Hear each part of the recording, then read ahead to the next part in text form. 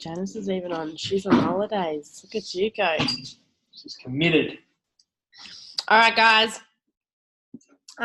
So I'm the lucky duck that gets to do TGIM tonight. Woo! Thanks, Colin. So I've just wrote some notes down. I started off with fear being false evidence appearing real, because it's really, really true, and it's our quote on our board down here at ALC. But I wanted to start with talking about bad days, because I have had one today where I really haven't wanted to do anything or see anyone. I wasn't even going to come down tonight, but a couple of the girls convinced me to come down, and Kader. He's one of the girls. So, yeah, everyone has bad days, but what's important is that you know how to pull yourself out of them. So, different tips and stuff to help pull yourself out of those sorts of things are to get back around your campfire. So meaning down at your workouts and stuff like that, the people that are on the same journey as you and in the positive mindset. And to write down why you're feeling bad so that you can actually physically look at them, because sometimes you're not really sure until you actually write them down, and then you can work out where to go from here, whether it's something that you can fix or just something you need to push aside and move on. And to watch, listen or read to your favourite PD as well to help you get past that. And I also wrote to just say yes, because when Cole asked me, I was like, I don't know, I'm not feeling it. I don't really feel like I'm in the right headspace to do TGIM. But then I was like, F that. I'll do it. It's probably the best time for me to do it too, is because I have been feeling that way today. So, yeah, just don't hide away from it. Just say yes and work out what you're going to do later. I have a couple of questions that I wrote for you guys to write down and answer, and that's just what makes your life valuable is number one. What makes yourself worthwhile? What makes life work well in all areas for you? And then what thoughts and beliefs do you need for these? Because I really do think that they're things that you need to know the answers to. Can I catch that again? Yeah, I'll just read them out again. What makes your life valuable is the first one. The second one is what makes yourself worthwhile. The third is what makes life work well in all areas for you.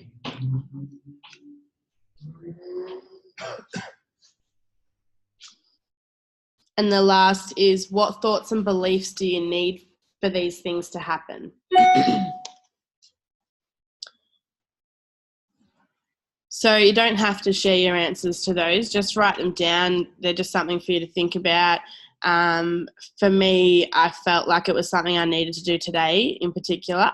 So it was really good actually being asked to do TGIM, because I probably wouldn't have thought about it otherwise. And I love that. Thanks, Colin.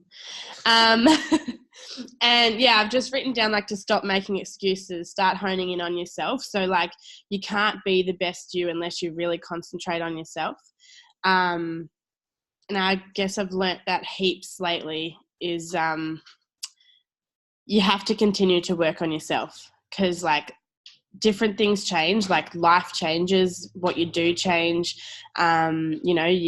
Whether you've got children, your husband, you make new friends and whatever, and all of these things will change you as well. So you need to keep working on yourself, because you're never going to be the same, and you don't want to be anyway, because it's boring and you're never going to grow if you stay the same. And to not blame others for your negativity, because this morning I was sort of this person's put me in a bad mood, or this situation's put me in a bad mood, but it's not really the case, because I didn't have to let that happen, because that was my decision to let that put me in a bad mood. So at the end of the day, it's completely your decision to be in a good mood or be in a bad mood, and what is going to I guess I've lost my word, like Gabby's apologising because she's making food over there. But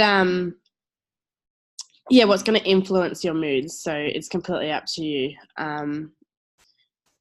And I've written down to not rely on luck because it has nothing to do with it. Literally everything that you do depends on your attitude.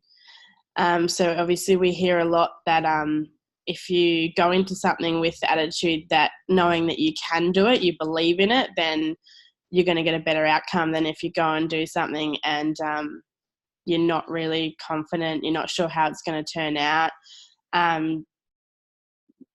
As we hear all the time, worst comes to worst is someone might say no, but yeah, just do it anyway. Just be positive, think of the positive. You never know what it'll bring. And that you're never alone, because heaps and heaps of people, obviously everyone at some stage goes through a dark day where they're not feeling it. And the big thing there for me is to not distance yourself, because I've done that too. At Christmas time, I didn't come back for weeks. I distanced myself from everyone that I knew, though, if I'd come back that I'd feel better. I guess because I'd been away, I just kept not wanting to come, worrying about what people were going to say and stuff. So I've written, like, be real, be you around everyone, and you never know who the person is that will help you get over these things, because everyone does have dark days. So don't hide it away. Just be honest about it. Because as I said, at the end of the day, it is up to you to pull yourself out. But sometimes just having people say some positive things to you, or, you know, your closest friends or your campfire telling you that it's going to be okay, or that they've been through the same thing, will seriously help. So yeah, don't keep it a secret. I messaged a couple of the girls and was like, I'm not coming tonight. I don't want to. Not feeling it. But here I am. I'm here. And I actually was watching a movie earlier, and I seen this cool quote on the mirror when she was doing her teeth in the movie. Obstacles are what you see when you lose sight of your goals. So I guess really stay focused on what you want in the end, what your goals are, and no obstacle will be big enough to stop you getting that. Just believe that you can do it. Just because you fail doesn't mean that you're a failure. It's by a quote by Eric Thomas. And I like it because sometimes when we fail, we do believe that that's it, that we are a failure, that we can't do any better. It's not true. It's just a stepping stone for you to grow, and that you can't lose. You're either winning or learning.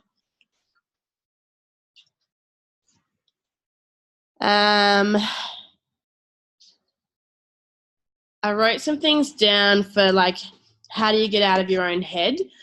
Because that's, like, obviously a huge thing. And besides doing those things that I said before about getting around your campfire and stuff, but maybe you might need to look over, and me personally, I know I need to, like, look over your goals and set new goals, and then to do your goals and develop skills to act on these. I really do think that I need to look over my goals. I've attempted to a couple of times, but haven't actually sat down and done it properly, and I think that's something that's holding me back too. Something that Phil said on the weekend, for those that weren't there, was that there's always a good part to every bad part. So, like, he has obviously been through so much in his life, and he still found the good things out of all of it. So I guess you need to step out of the box and really have a look at what's going on, and just focus on the good thing that's coming out of it, whether it be someone else learning from you, or yourself learning from you, knowing that this is something that you can grow from, and that you can help others get through it too.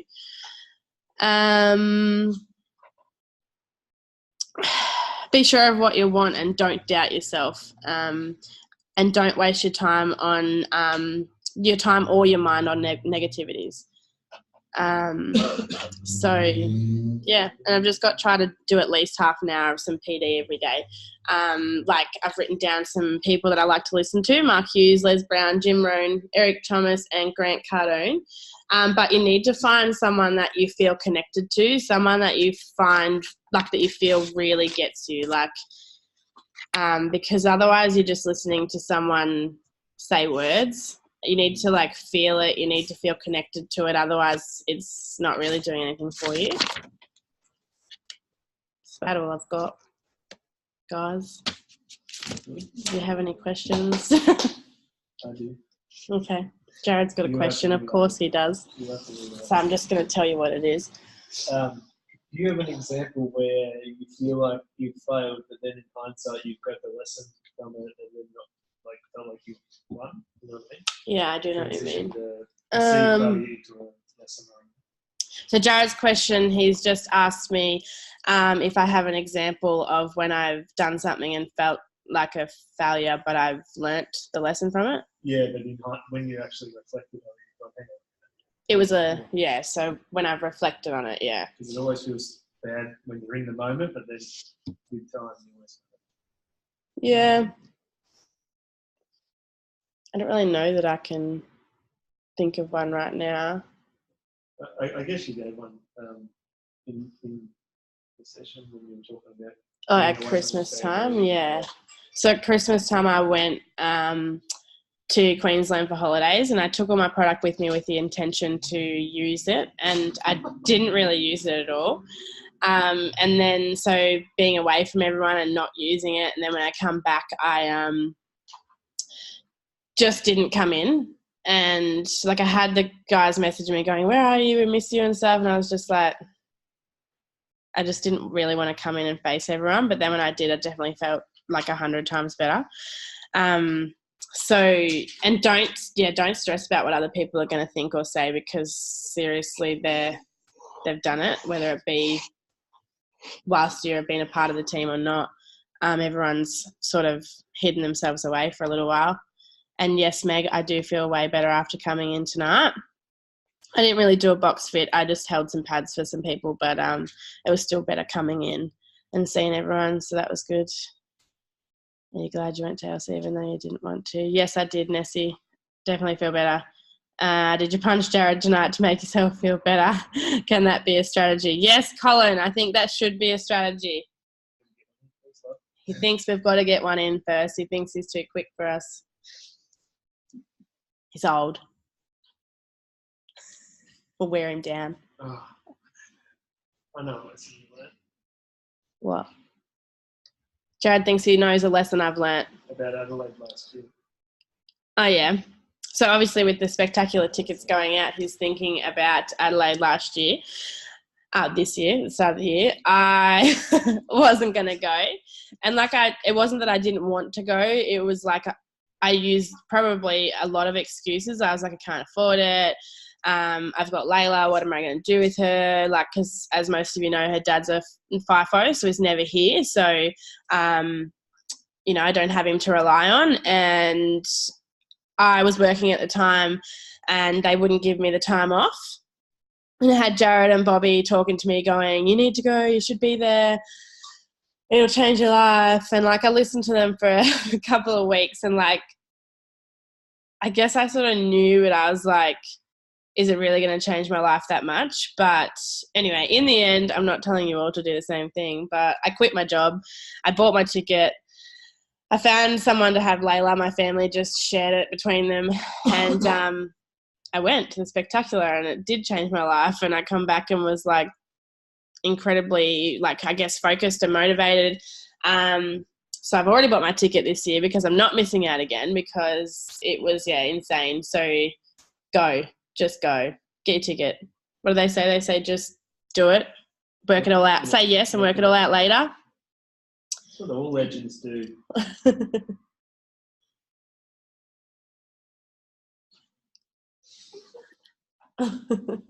Gabby feels awkward. Yeah. Gabby feels awkward because she's not coming to the spectacular. She's going to, what is it? Day on the Green or something like that. because that'll change your life. Superb. The grass is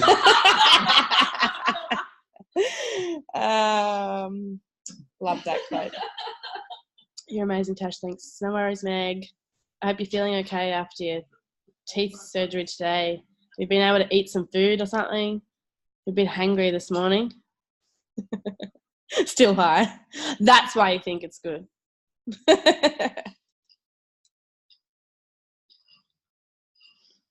Cool. Well, if no one else has any more questions, we'll leave it there. Do you have, at the moment, do you have a go-to for PT? Like, are you reading anything that you're really enjoying, or just mixing it up? Yeah, I'm sort of just mixing it up. I love listening to, I've been watching a lot of the Mark Hughes videos on YouTube because like he's like really super excited, which is cool. So it sort of makes you feel the same way. I've been trying to read The Subtle Art of Not Giving a Fuck, but I don't think I'm much of a reader. I think I need to listen to it. Yeah. And I do have the podcast app as well, which I've listened to a little bit of, but not as much as what I'd like. Audiobooks. Yes, Colin. Thanks, Ness. I got a question. Okay, there's got another question. So you said you can't be the best you unless you focus on yourself. How would you spend that time focused on you? Like, you know, like how would you... Yeah. So Jared's just said in my talking where I said that you can't be the best you until you focus on you. He's asked how I would do that, like how I'd spend that time focusing on me. I guess for me, there's a few things that I want to start doing more to do that, like writing my lists and stuff in the morning and redoing my goals. And I definitely want to start doing some more PD because I don't feel like I do enough. But sometimes it's just the little things, like being able to go out for like meals and stuff with friends, and especially without my evil child. But I did spend a lot of time with her today too, which was good today. I think sometimes she needs that too. So yeah, I don't know, just those sorts of things, setting your goals and spending time on you, whether it be not my Layla, she's not evil. That's from Cole. Do you think, this is like a comment, do you think if you're super focused on your goals and what's important to you, then those little things that you do towards them is like a version of that? Like, yeah. For example, you want to get in the best shape of your life, so when you're having a shake, you're appreciating it more. Yeah, totally agree. And I think that's where I'm at too, is that I need to start focusing on a new result story too, like more, because I've talked about it a lot and I've attempted, but I haven't stuck to it because I don't think that my mindset's been right either. So yeah, I do think that that's something else I need to do.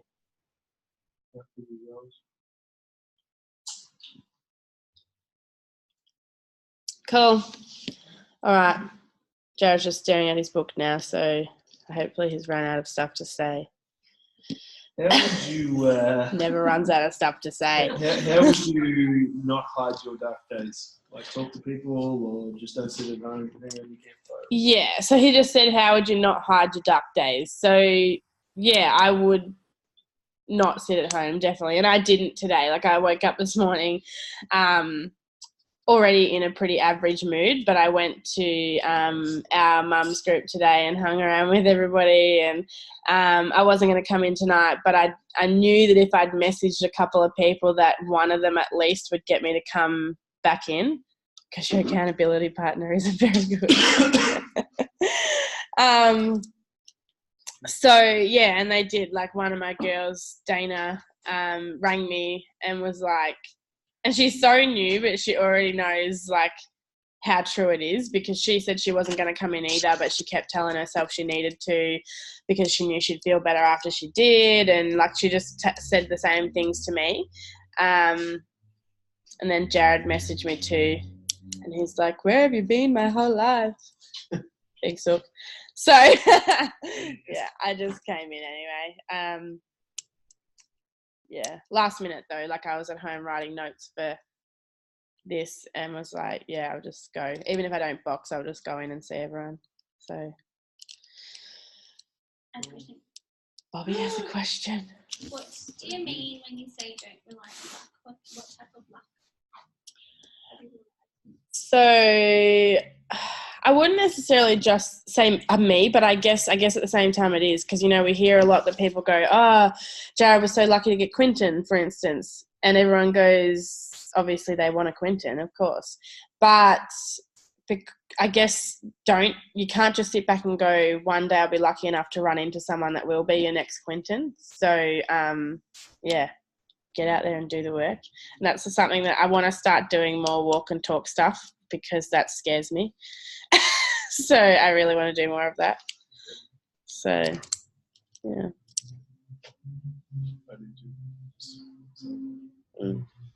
Let's do it together. Jenna said she wants to too. But you've got plenty of chance, Janice. Get out there whilst you're on holidays. Come on, Janice. Talk to some people none of us know. God, Janice. I think she's frozen. Just see like this much of her and she's not moving, not blinking. She's great. All right, guys. Have a good night. I'll talk to you all soon. You're great. I don't know how to hang up. Oh, wait. Here we go. Bye, guys.